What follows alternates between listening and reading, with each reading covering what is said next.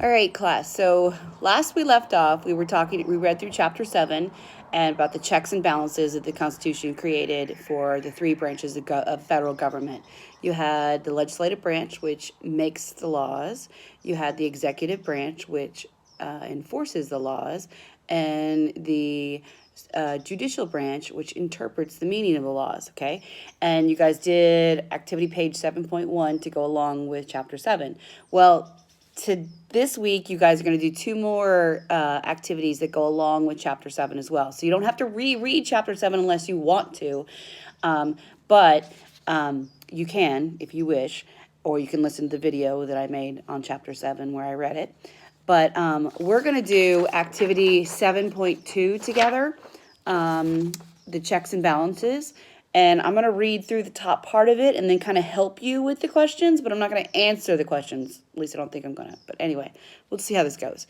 So the directions on the chart say, on the page say, use the chart of checks and balances in the U.S. government to answer the questions that follow. So the chart that's on your page, you have the legislative branch, the executive branch, and the judicial branch. And this chart tells you what each one of them do and what their jobs are, okay? And we're going to read through this and then look at these questions. And the questions are basically going to be asking you, how can this particular branch check or balance that particular branch or keep this branch from doing certain things? Okay, so let's read through each one of these. We'll start over with the legislative branch and talk about what they do. And then we'll do the executive and then we'll do the judicial, okay?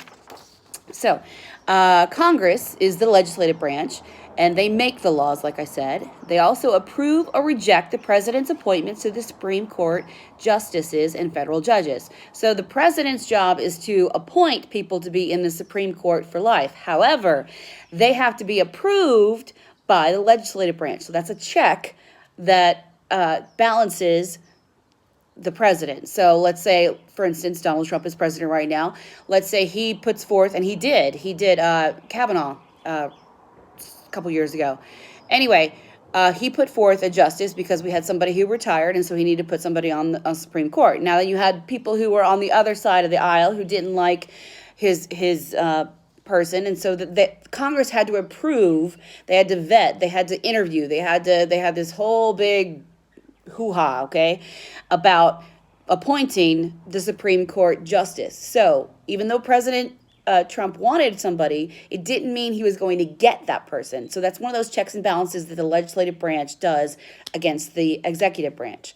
They also approve treaties. Treaties are what the president signs. The president can go and he can make a treaty with this country and agree to do this and in response to that. But he can make the treaty, but it has to be approved by the Senate first or the Congress. Other things the legislative branch does, they have the power to remove the president from office for serious wrongdoing, which again, we experienced that with the impeachment trials of President Trump. Congress was trying to remove him from power because of what they saw as serious wrongdoing. Is obviously it didn't occur completely, so he wasn't technically removed from office. And Congress has the power to declare war, meaning if they think that we are in imminent danger as a country or some country is attacking us, they can declare war. So that's what the legislative branch can do. Now let's talk about the executive branch, what their powers are and how those powers check other branches, okay? So the executive branch is the president. He has the power to veto or reject a law. So if Congress makes a law, because remember that they can make the laws, if they make a law and he says, wait, no, the people don't like that, I don't think it'll work, he can veto it, which basically makes it invalid or rejects the law. He also can, or she can, appoint Supreme Court justices and federal judges. So again, the president makes those appointments to those courts. Again, he's just putting in the person he thinks should be in that office. Doesn't mean that person gets to be, because the Congress has to check that, right? Has to approve that. He also has the power to pardon or forgive certain people of certain crimes. So every year, the president pardons certain people for crimes that maybe he feels they've served their time, or the justice wasn't done right, or something. He can release them from jail. Also, the president commands the armed forces. So he is in charge of. The president is in charge of telling the armed forces to go here, go there, go there. He can't declare war, but he can tell our armed forces they can go here or there. But in order for them to go, Congress has to actually declare war. And he negotiates treaties. So he sits down with foreign dignitaries in other countries, presidents and prime ministers in other countries, or kings or queens or whoever, and says, we need to work something out. Let's do this. And so he negotiates. And so the president needs to be a good negotiator, a business person to do this so that we can get the best deals possible. And again, he can negotiate those treaties, but they can't be signed and approved until Congress does that. All right, so let's move on to the judicial branch. Supreme Court is the highest court in the land. That's why it's supreme. They interpret the meaning of the laws. So again, Congress makes the laws.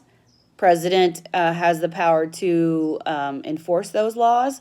And the Supreme Court interprets those laws. So they take those laws that Congress wrote and said, well, this is what I think Congress meant by that.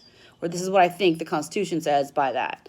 Okay. They have the power to declare executive actions and laws made by Congress unconstitutional and therefore null or not in effect. So Supreme Court also has the right to, if Congress makes a law or the president makes a declaration, executive order, the Supreme Court can say, no, those are wrong, and cancel them out and say, nope, veto, null, doesn't work.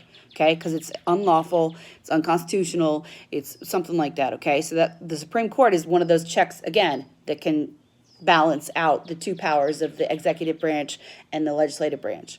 And the Supreme Court, or the judicial branch, has justices appointed to serve for life so that it cannot be removed from making decisions that the president does not like. So if the Supreme Court or the courts have the right to make judgments against the president, they have to be willing, or they have to be able to do their job without being afraid of offending said president and getting fired. So that's why the courts, the federal courts, the Supreme Court, once they're on that court, they're there for life until they retire or they die, basically.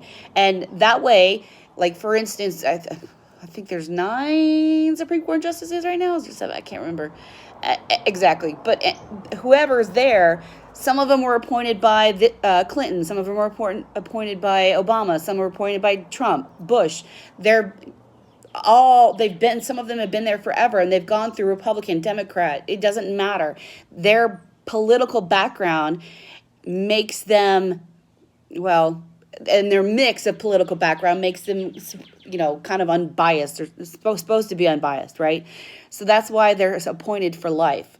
There's no way they can get fired or, for making a decision that the president or somebody in Congress doesn't like. All right, so now that we've gone over the 3 powers, let's look at these 5 questions that you have on this worksheet. Now, you're supposed to use the chart, what we just read, to figure out how to answer these questions. So question number 1 says, how can the Supreme Court use the Constitution to check the power of both the president and Congress? So Supreme Court, they interpret the laws, they can declare laws, executive actions and laws made by Congress and the executive branch as invalid, and they are served for life. So how is it that they can check or balance the power of the president and Congress? What can they do to make Congress and the president, their actions not be all powerful, right? Okay, look at this second point, okay? Number 2 says, how can Congress check 2 foreign powers of the president? So the president's foreign powers, if we look at his powers, foreign powers mean things that can involve other countries, right?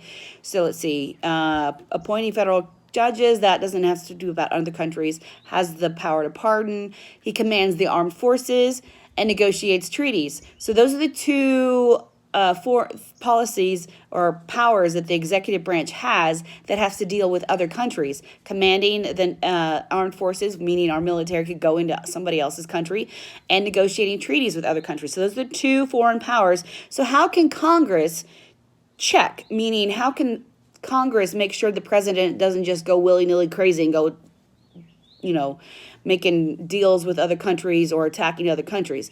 Now look at what Congress's two things they can do. They have to approve those treaties, and they are the only ones that have the power to declare war. So there's your answer, sort of. Okay, they balance each other out, because even though the president can do those two things, the Congress has to approve those two things in order for them to go, okay, we'll go to war. Okay, we'll make this deal with that country. All right, 3, how do lifetime appointments to the Supreme Court check the power of the president? Well, let's say, for instance, let's say for some crazy reason, all the Supreme Court justices retired, died, I don't know, whatever. And President Trump had to make appointments for life, right? So he makes these new judges appointments. And then, of course, he gets unelected or his term's up or whatever. And we have a new president in there.